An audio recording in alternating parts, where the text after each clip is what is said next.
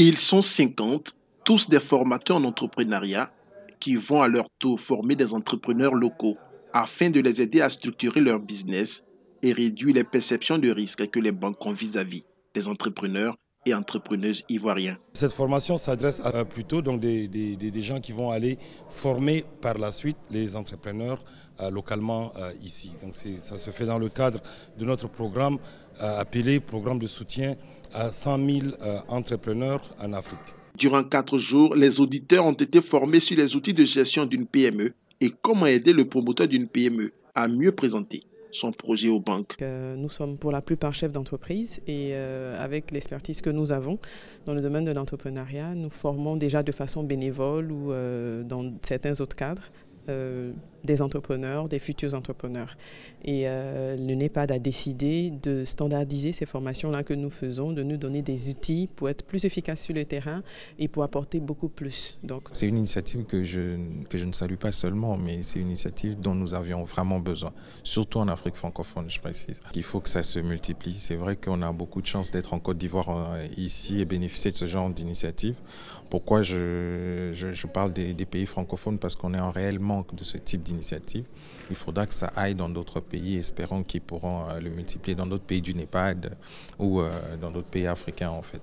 L'initiative 100 000 MPME vise à renforcer les capacités d'1 million d'entreprises en Afrique par le biais de formation à l'entrepreneuriat et aux affaires, en vue d'améliorer l'accès au financement et aux nouveaux marchés, tout en créant des réseaux de soutien et d'incubation pour favoriser leur réussite.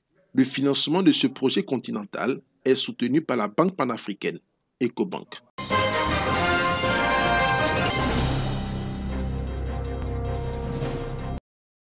Offrir une prise en charge dermatologique et ophtalmologique aux personnes atteintes d'albinisme en Côte d'Ivoire. C'est l'une des raisons fondamentales du projet Albivoir. Ce projet est présenté ici à la salle de conférence du Centre hospitalier universitaire CHU de Treichville. Ce projet, parce que vraiment les problèmes liés à l'albinisme sont nombreux, notamment les problèmes de peau et de vue. Donc, pour pallier ces problèmes de peau et de vue que nous avons, la Fondation Pierre Fabre a bien voulu accepter de nous accompagner pour ce projet. Sur le terrain, nous avons déjà des albinos dans notre base de données. On va procéder par appel. Nous aurons des lieux spécifiques où ils viendront pour faire les différentes consultations.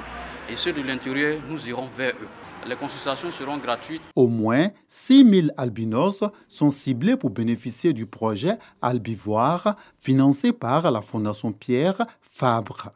Nous avons décidé de nous associer en fait aux organisations locales. Donc en l'occurrence en fait l'ONG Secours médico-social ivoirien pour en fait conduire ce projet-là. C'est à peu près 1,180 milliard de francs CFA pour financer en fait ce projet en Côte d'Ivoire. Donc on prévoit installer une unité de production de pommades solaires ici même à Abidjan. Et donc l'idée en fait c'est que dans les activités de sensibilisation, on va distribuer de façon gratuite ces pommades solaires aux bénéficiaires. Pour les bénéficiaires, c'est un ouf de soulagement qui annonce un lendemain meilleur au plan sanitaire.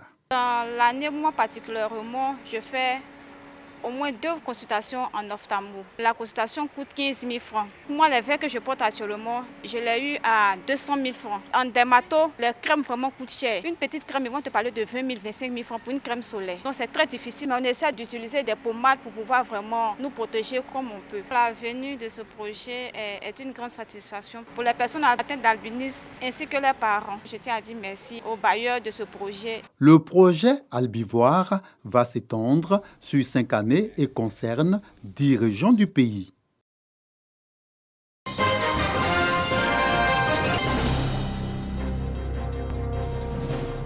Rencontre d'échange ce vendredi 17 septembre 2021 entre François Albert Amichia et les patrons de presse du Côte d'Ivoire venus apporter leur soutien au COCAN.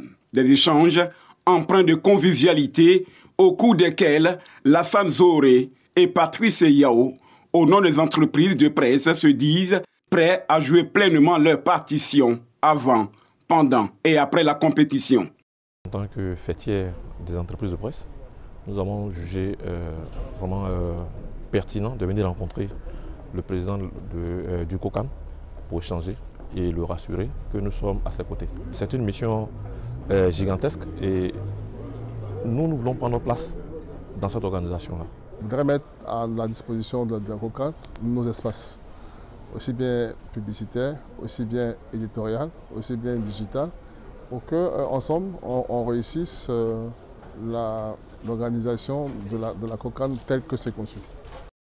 Une démarche appréciée par François Albert Amichia, qui en a profité pour présenter au patron de presse les avancées et les perspectives du COCAN 2023. Après 72 heures passées à Korogo dans le cadre de la visite des chantiers, le président du comité d'organisation de la CAN 2023 rassure quant à l'état d'avancement des travaux de construction des infrastructures. Nous avons été agréablement surpris par l'évolution des travaux à Korogo.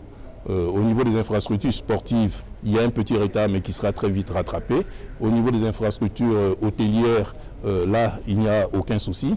Au niveau des infrastructures sanitaires, il y a un effort qui a été fait par le gouvernement et qui continue de le faire.